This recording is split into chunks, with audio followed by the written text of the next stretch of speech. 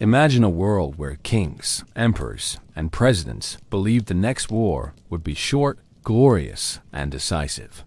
Instead, it became a nightmare of trenches, mud, gas, and unimaginable loss.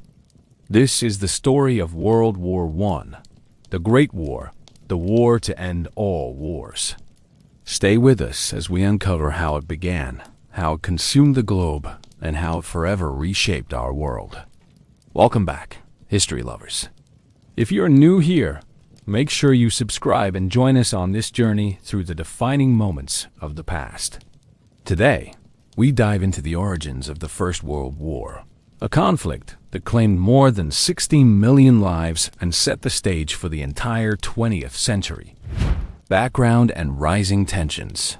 The world of the early 1900s was a place of progress and pride. Europe stood at the height of its power. Industry boomed. Railways connected cities. Telegraph wires carried news across continents in seconds. The United States was rising as a new industrial giant. Yet beneath this progress lay fierce rivalries. The great European empires, Britain, France, Germany, Austria-Hungary, and Russia competed for colonies, resources, and influence. Germany, unified only in 1871, was determined to prove itself as a world power. Its rapid growth in steel, coal, and military strength threatened the dominance of Britain and France. Meanwhile, in Eastern Europe, the Austro-Hungarian Empire struggled to control its many nationalities: Czechs, Slovaks, Croats, Serbs, each pushing for more independence. Nationalism was boiling over, especially in the Balkans, where Serbia dreamed of uniting all Slavs under its banner.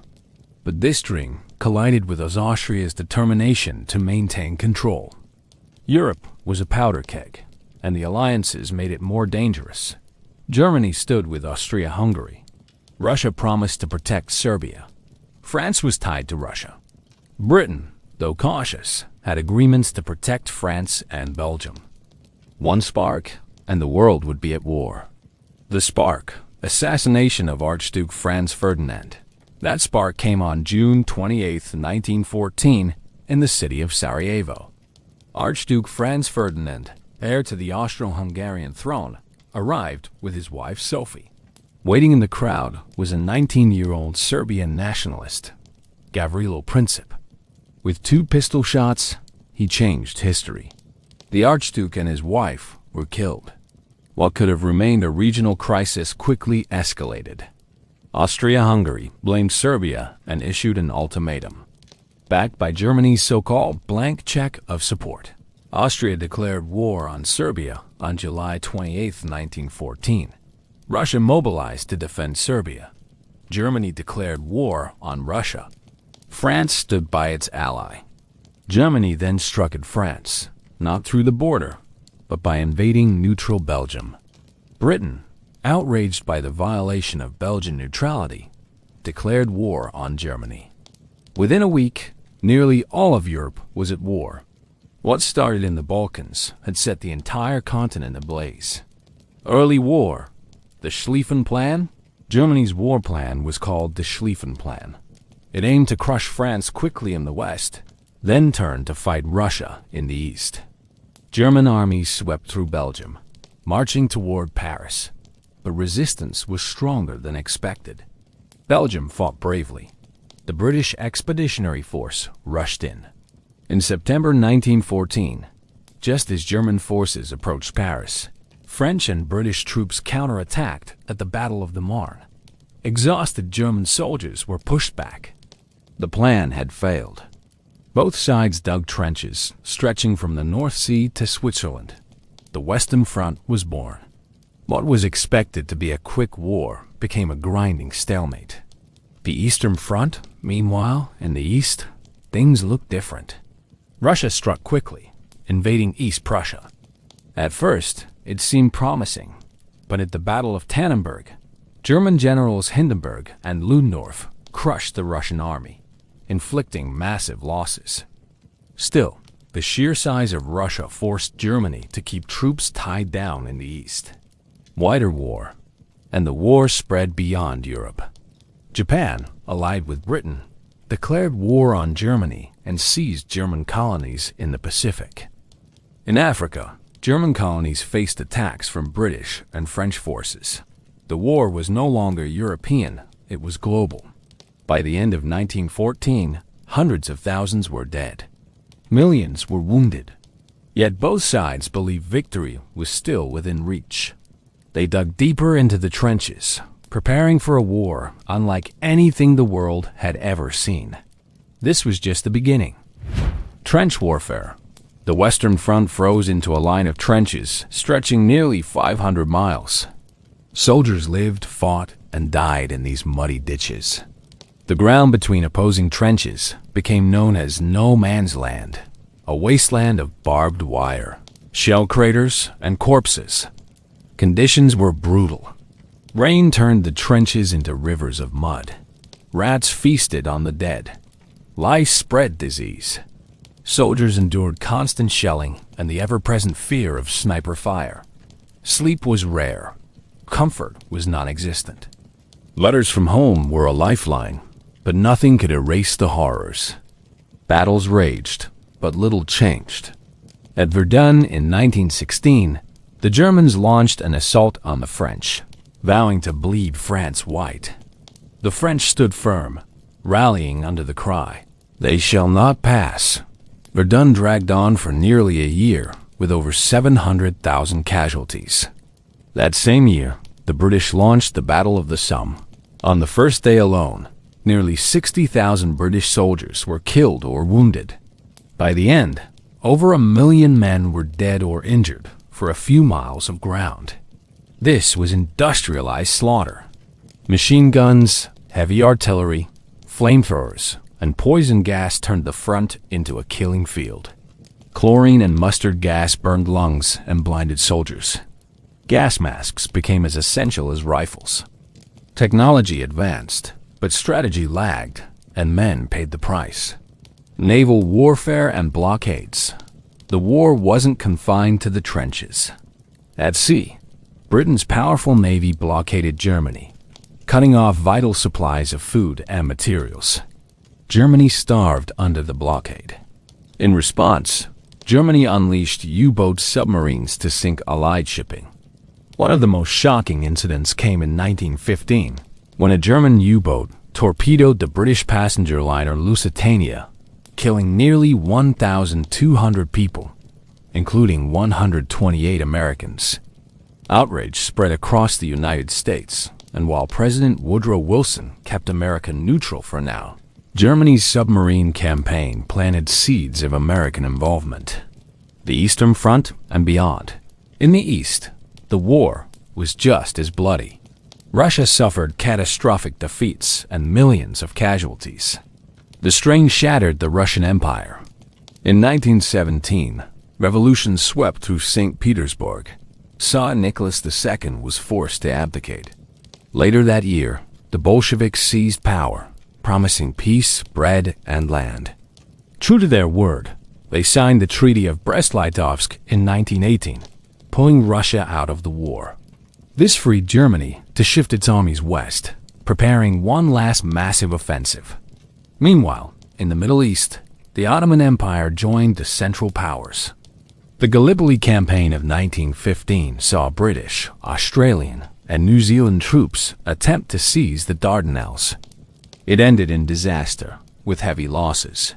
Yet elsewhere, Arab rebels, inspired and supported by figures like Lawrence of Arabia, rose against Ottoman rule, striking railways and garrisons across the desert.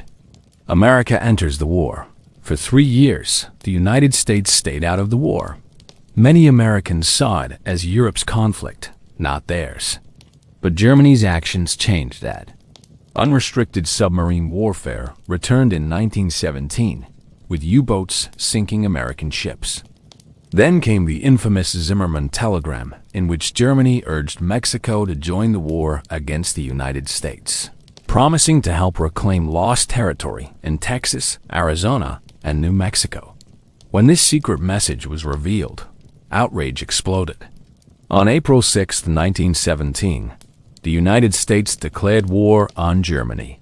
President Woodrow Wilson told Congress, "The world must be made safe for democracy." America's entry changed everything.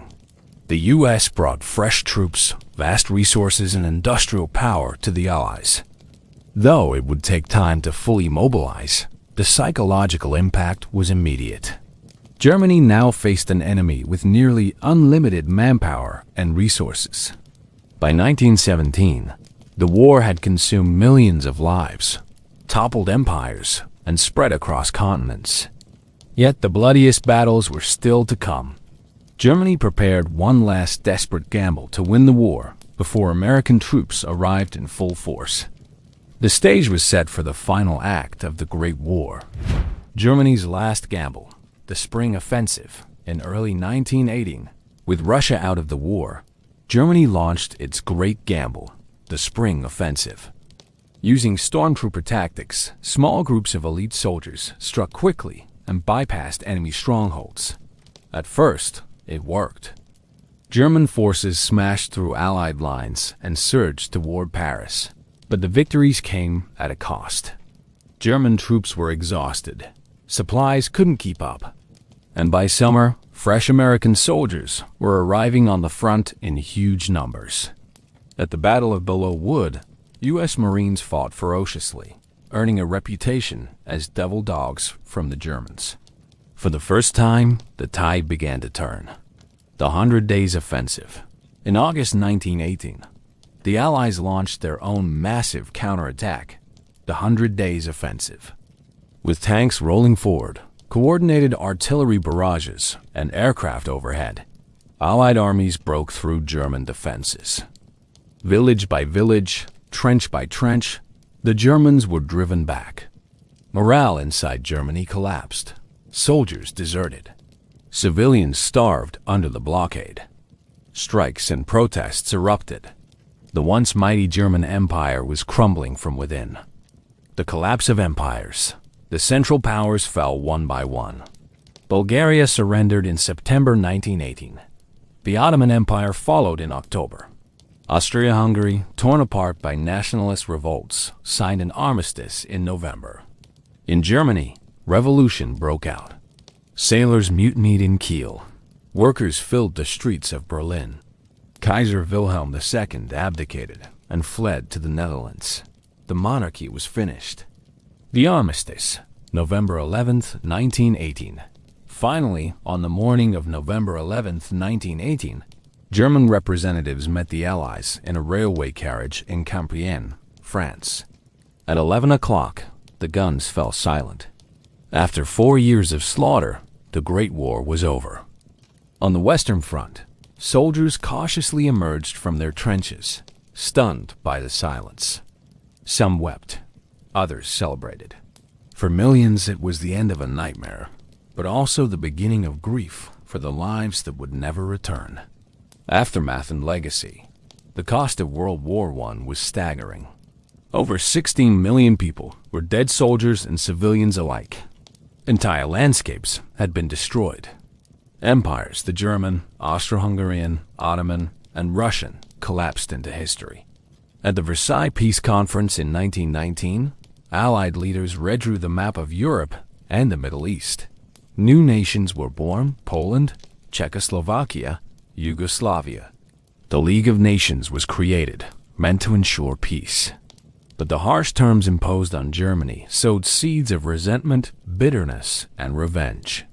For America, the war was a turning point.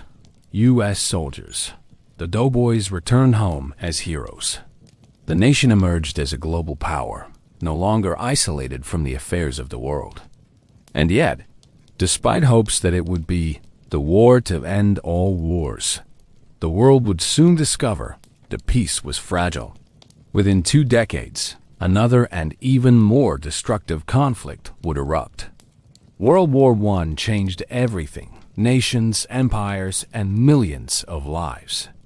It was a war of courage and sacrifice, of tragedy and transformation.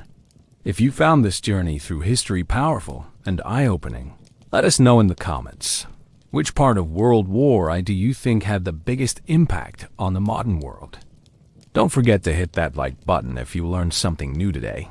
Subscribe to the channel for more epic history documentaries, and share this video with friends who love history as much as you do.